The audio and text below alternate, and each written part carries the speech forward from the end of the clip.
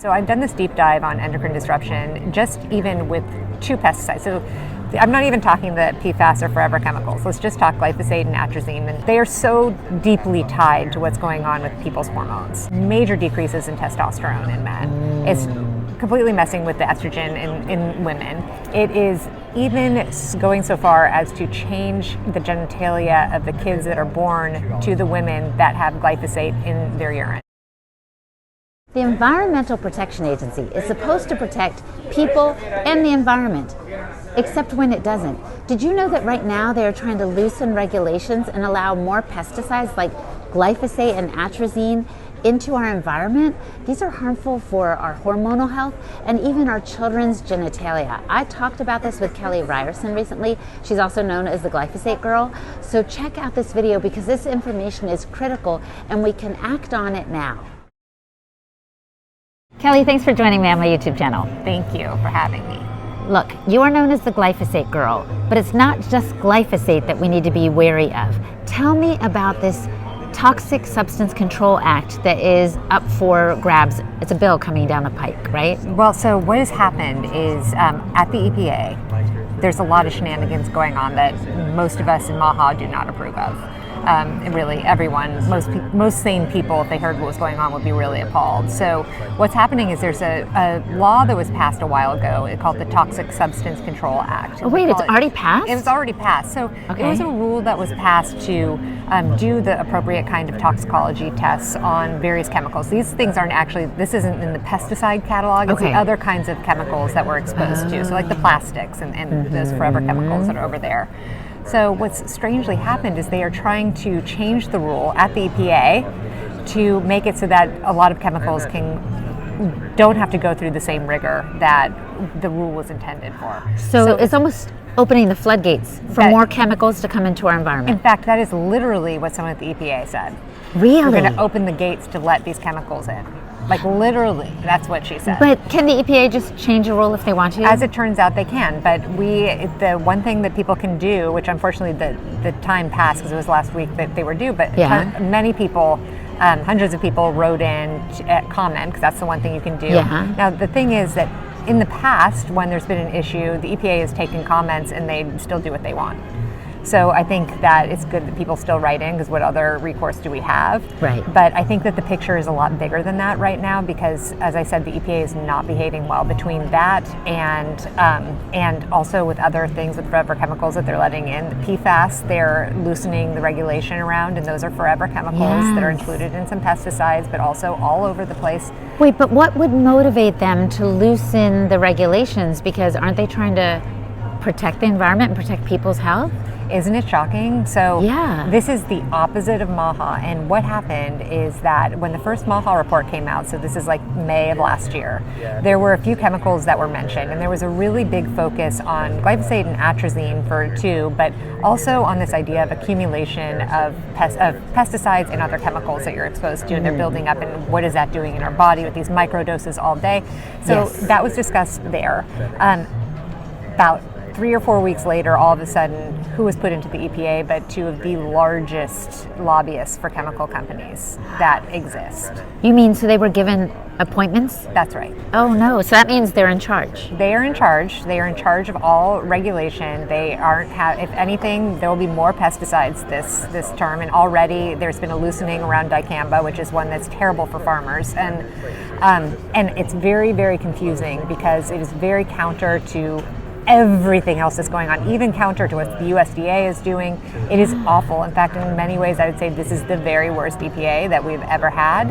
And I really just wish that this news could get to President Trump, because I do not think this is coming from President Trump. Then I think there's some foul play going on somehow, someplace, because it is not in alignment with what he has wanted for the country. No, and I guess Kennedy, as the head of HHS, that's his lane. The EPA is a separate dealio, right? Well, that's the thing. And so a lot of people will say, because there are tons of people and independent voters that voted, for Trump, for MAHA, that are saying, what the heck is going on here, right? And some people will misdirect their anger at RFK Jr., but really, this is out of his purview. Right, I know, right. I've lost no faith in where his heart is, because he just cannot, from the time he was a young boy, he hasn't been able to stand pesticides. Yeah. So this doesn't come from him. No. And in terms of just from an outsider perspective, I've seen a lot of collaboration with the USDA and HHS. So those two, the EPA is in its own boat. I haven't seen any collaboration.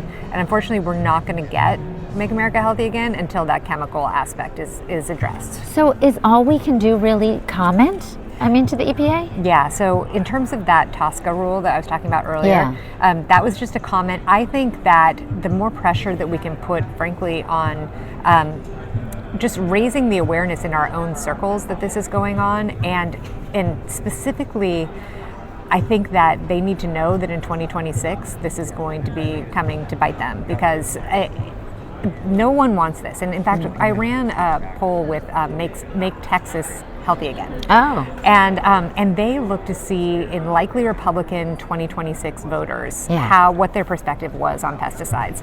Well, it was overwhelming. It was something like 80% of likely voters that are Republican in the state of Texas in 2026 will be less likely to support a candidate that does not support the ban of toxic pesticides and chemicals. So that just shows this is an overwhelming bipartisan, just we're all fed up. Yes. And it's like that message got everywhere except the EPA. That's so weird. Yeah, so how are you trying to raise Trump's awareness then of what's going on at the EPA? Well, and I think that's where a lot of the influencer circuits, particularly like the Courtney Swan, Alex Clark, these are people that have big followings, and they're really great at raising awareness about what's going on. So we can place the pressure back, because right now it feels like it's really in socials and that type of thing, and like, can you write an op-ed in this or whatever it is, that where we're being able to place the most pressure, because I think that I'm dreaming of this time when I can have 5 minutes with Donald Trump. Oh, because I think if I could have those 5 minutes, that if I could tell him what is happening to the genitalia of our kids and hormones and how extreme it is, it's gruesome what's happening. Well, tell me. Okay, so I'm so happy to tell you. So I've done this deep dive on endocrine disruption, just even with 2 pesticides. So I'm not even talking the PFAS or forever chemicals. Let's just talk glyphosate and atrazine, the number 1 and number 2 most used herbicides in this country. They are so deeply tied to what's going on with people's hormones.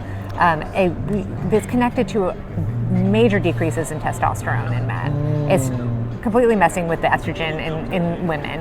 It is even going so far as to change the genitalia of the kids that are born to the women that have glyphosate in their urine. Like, there's a study that showed in the second trimester, they measured the urinary content in women of glyphosate. Yes. And then they checked the distance. This is what you do if you specialize in this kind of stuff. They measured the distance between the baby girls, the anus and the vagina, and they saw that the higher the levels of glyphosate, the longer that distance is, which is a masculinization of our baby girls. Oh no. And so I just feel like that should be enough to make everyone pause. And I brought this to the EPA with all this evidence of the endocrine disruption and the fact that glyphosate crosses the blood testis barrier, and it's found in semen, and it is shown to kill sperm and decrease motility. We now have this 50% crash in sperm, and yet the EPA hasn't alerted it as something that maybe they should do an endocrine disruption study on.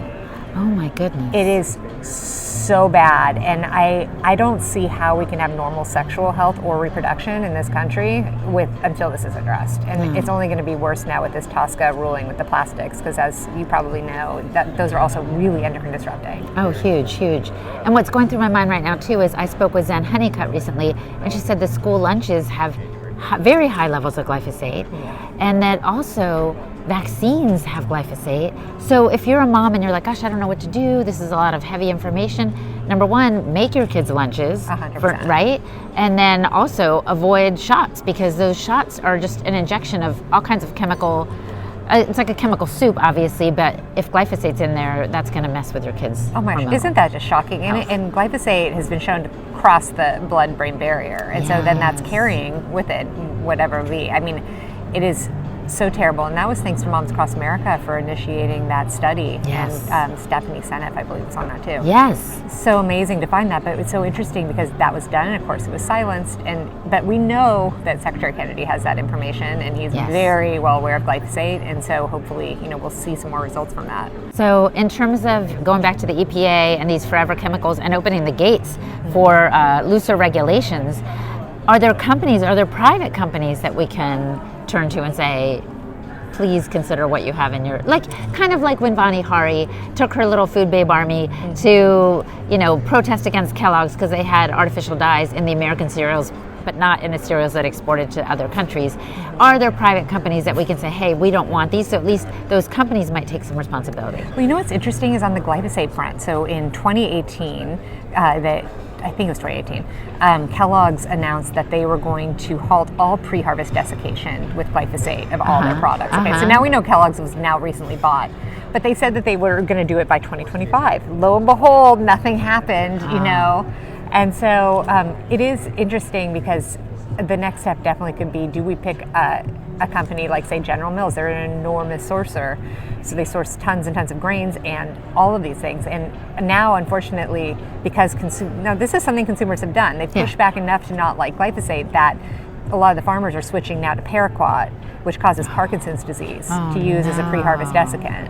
And so now, whenever we talk about pre-harvest desiccation, we bring both of those in, because in some cases, like legumes, you're getting way more paraquat even than glyphosate. And actually, in some lab testing, it's sometimes harder to detect than the glyphosate is. And so it's like, can we make a change? Now, one of the things that's happening, Texas is really, really on fire right now with a lot of great legislation. And one of the things that they are entertaining is getting something in motion that they will not allow food that's been pre-harvest desiccated into their food system in Texas. Now, that would set off a whole huge chain. I can't even imagine what the chemical companies would do. But that's what we need, is we need some player like that to step up and show it can be done. And just that pre-harvest desiccation, to be clear, is a technique for kind of drying out the wheat. But then they use it in breads, I'm sure, in cereals and other grain-based foods. Yeah, absolutely. You all give your kid a granola bar. Yeah. Oh, yeah. Yeah, all those grains. And so, and it ends up there, and beers, and really the highest content you're going to find of glyphosate or paraquat from that practice is going to be legumes. That's really the very worst. So the chickpeas. So if you are someplace and you don't see that they're organic, like hummus or whatever it is, don't eat that. And that's what we just had at our lunch. I was like, I was very aware of that. Did you have it? Yes, I did have it. Oh no, glyphosate, go far from me, go far from me.